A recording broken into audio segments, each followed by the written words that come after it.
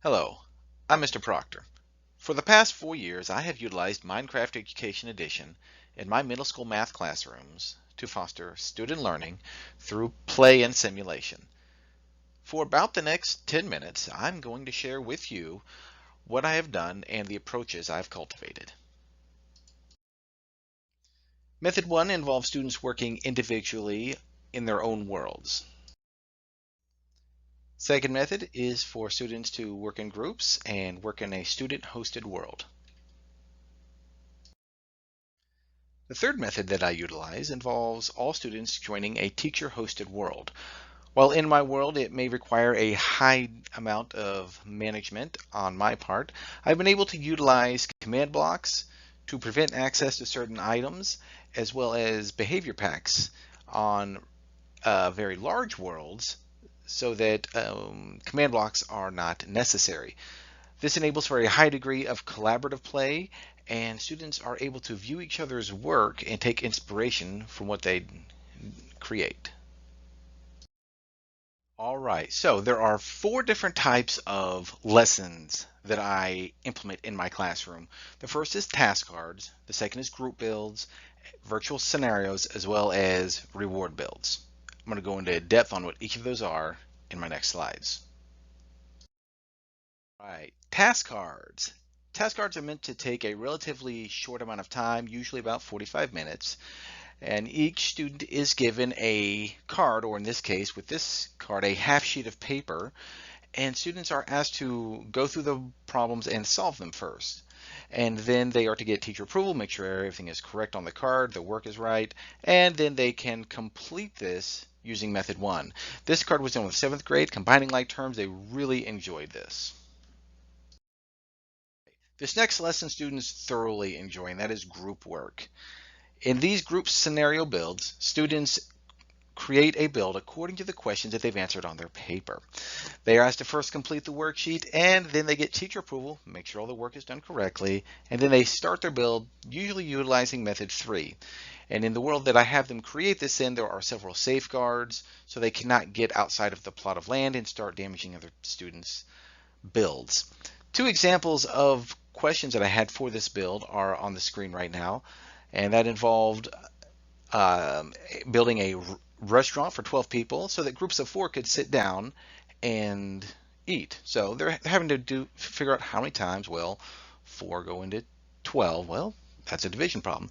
And then the second problem, students had to figure out a division problem to figure out how many rooms would fit on 2 floors. And I'm going to talk a little bit more about this on the next slide. So I found that with group scenario builds, some of the key factors to a successful build is that there are groups placed in groups of 3 or more. And when I put them in these groups, they are diversified groups by skill level. So because in this assignment there will be low builds that require a low amount of skill and a high amount of skill. So mixing up the groups will be very important. On this worksheet, that they receive, there are easy skill level build questions and the medium and hard level skill questions. And these can take some time to make because you have to make sure that the questions are set up so that everyone in the group can reasonably complete the task and build the task. For this build, each group was assigned a plot of land and each plot had a frame that was already built for them. They would go through the front door, the iron door. You'll notice there are border blocks all the way around. We go inside. Students could then close the door so that nobody could get in. And there are deny blocks that go over the door so that people can't get in that way. Each question that the students had to answer already has a predetermined spot on where they build. So there's the indoor pool, do anything with volume, use this floor to make rooms. How many rooms? There's floor one, floor no, there's floor two, floor three. So there's two floors that they can build on. Then of course we have the restaurant area right over here, and this is so when the students build, this is what they came up with. All right, so this is a typical of what they build. This group, they had their outdoor seating area. Didn't quite what. So when you calculate the number of tables that they have and match up with the question, We have our pool to the correct dimensions.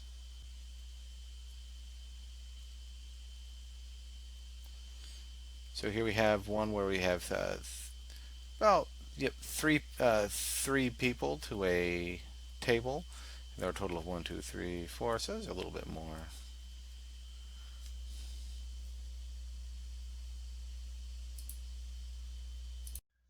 Building a task world for teacher hosting requires the highest degree of classroom management. I meet this challenge by using repeating command blocks or a behavior pack if the world is very large, with all of these command codes to block access to various items in a student's inventory. I also use teleportation barriers on top of and underneath my plots of land where students can work and build, so they are confined to their plot of land unless they want to leave through their door. I also use barrier and border blocks. These barrier and border blocks are used to create a physical and invisible barrier so students cannot throw projectiles into each other's plot of land. It'd be great if there was a way to check a box next to each of these items so students cannot access them in game. Behavior packs simply are the best way to manage classroom behavior, and classroom mode just doesn't have the efficiency that this does. All right, the next lesson type that I tend to use in my classroom are virtual scenarios. These are created in observation worlds. Students can interact with NPCs and pull information from NPCs or from the world itself to, to complete their task. When they're in this world, students can't break anything, they can't place anything. They can simply observe and pull information and walk around and collect information. This was completed using method 3. And some examples of the problems in this involve what you see on the screen right now. So there are a series of questions that they ask, and it has to be done in a certain order. I'm going to talk a little bit more about that on the next slide. Continuing with virtual scenario worlds or observation worlds, there are three classifications of worlds that I implement in my classroom. The first are storyboard worlds, the second, themed worlds, and the third are review worlds. All three of these worlds require a high degree of creativity and more time than the other types of lessons. However, they're very good at implementing content in a virtual setting and a realistic situation that I would otherwise not be able to create in my classroom. Storyboard worlds enable a real world situation to be represented in a virtual environment. Whenever I make a lesson like this, I'm combining storytelling with a VR application. In these worlds, students play a role to solve problems or issues presented to them. The worksheets that supplement these students in this world are meant to be done in a certain order. So they talk to first person and then the second person. Ideally, a student retrieves information from both the world and from the worksheet to complete the task. And to complete these tasks, they are talking to NPCs in order of the story, and they will be using previously answered questions to answer future questions, thus building upon prior knowledge. This is best for applying virtual reality to real world situations. And the lesson that I created called Deep Sea Rescue is a really good example of that. I'm going to show you that now. Okay, so for storyboard, students were to start out by talking to the rescue sub captain and a small sub. We have enough oxygen for travel 600 meters, so they take that information, write it down. They could then go over to the rescue effort coordinator, talk to them, and tell you exactly where to go. So you would follow this down and go all the way down to the bottom of the ocean. Here you could talk. Here they would talk to the scientists, and so we made it where to depth of 500 meters, and they would take that information and they could start solving some of the problems. So they would talk to them in order. They would basically talk to the people that are in the submarine to determine which submarine would be able to make the trip and how much oxygen they would have left over. Type of observation world is called a themed world. In these kinds of world, there is a single overarching theme that encompasses all of the content that is in the lesson. The worksheet that supplements this world have questions that tend to be more independent, and these questions can be done in any kind of order. This is a really good lesson for large classes, and this is the most common type of lesson that I make. For the themed world example, this lesson covered scientific notation. Students were part of a science expedition to the space station, and they would go around and answer questions from each of the NPCs. Each NPC had a um, question having to do with scientific notation. Each section pertained to a different part or different aspect that scientific notation could relate to. That, and then lastly, life sciences in space, cell size, virus size, and other such questions. Another example of a themed build was this one that involved finding the area as well as the circumference of circles. The theme was you are at a roofing showroom and you have to answer some questions uh, about these circular roofs. Students were to count the blocks of the roofs of the pavilions. Each one was a number, so number 1, 2, 3, 4, and 5. And then once they got done with all of these roofs, there were 2 NPCs with which they could converse and answer some questions that they had. The third type of observation world is called a review world. With these worlds, I usually have multiple themes in the same world, upwards of 3 to 4 or 5. Each theme covers a different aspect of the content. Ideally, the student retrieves information again from both the world and the worksheet to complete the task. The worksheets that the students have can be done in any order. There is no specific order they have to do. They can do the first, second, or third problem. It's entirely up to them. And the questions are very independent. They don't necessarily relate to each other.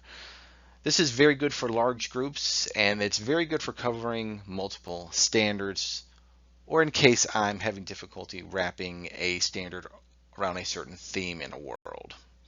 And I'll show you this lesson called mean, median, and mode to show you how I did that. With the crops, which you see down here, students were to make a box and whiskers plot based on how many rows of crops had grown in each plot of land.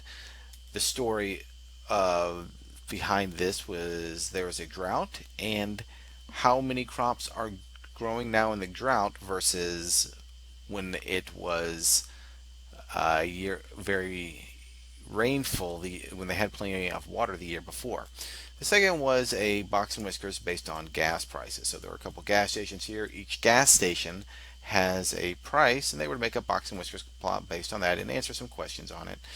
And then there was also an auto showroom that had cars for sale.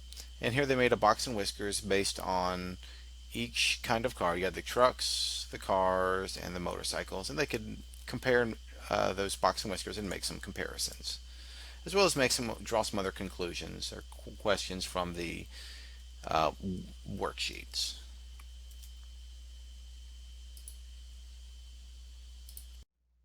Making an observation world such that the students cannot build anything or break anything not only means using the immutable setting, but also making it so that students cannot access their inventory. And I do this through putting down repeating command blocks with the clear function, requiring redstone, placed so that they have maximum area of effect. It would be very helpful if I were to be able to make a world that students can import that hides the settings from them. So for example, during lessons in Good Trouble or in the coding hour, this file I know has this coding in it, which prevents student access to their settings so that they can only focus on the content that they're working on. This would be a really good option for teachers to have access to whenever they're exporting a world for student use individually. Classification that I'm going to talk about are reward builds, and students really enjoy these. These are builds that are a reward for completing all school work. The workload that is assigned to them to reach that goal is meant to be reasonable. It is the least restrictive, and again, students have to complete all of their work, and is usually completed using method 3, so they all join a teacher-hosted world. This is a year-long build. It is important when I do these that I give students a specific directive on what to build. I have gone through before, given them, say, just build something, and then they usually get bored or frustrated because they can't quite think of what to build. So I give them a task, house, airplane, something of that nature, something that I'm probably going to be using in a future build or a future lesson of mine.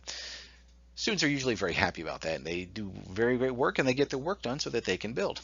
Next is the reward build. When students spawn in, they spawn in over here at the top of this platform, and they are assigned a plot of land, usually to build a house, or assigned to build a house or something else. It just kind of depends, actually.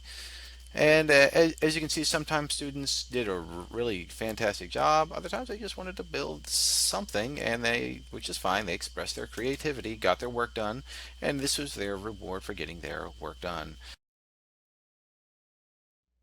Lastly, thank you for listening. I really enjoy utilizing Minecraft Education as a tool for creativity as well as a VR tool in the classroom. I would also like to say thank you to all the teams that make this awesome program possible.